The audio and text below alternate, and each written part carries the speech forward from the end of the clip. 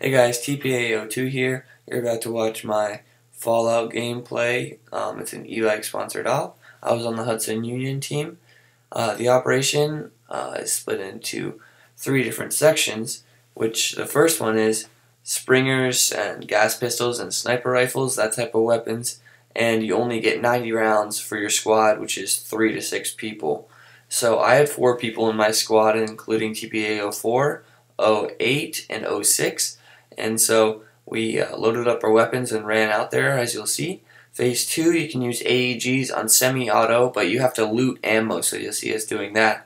And Phase 3, full auto, and you can use your own BBs. So enjoy, guys, and thanks for watching.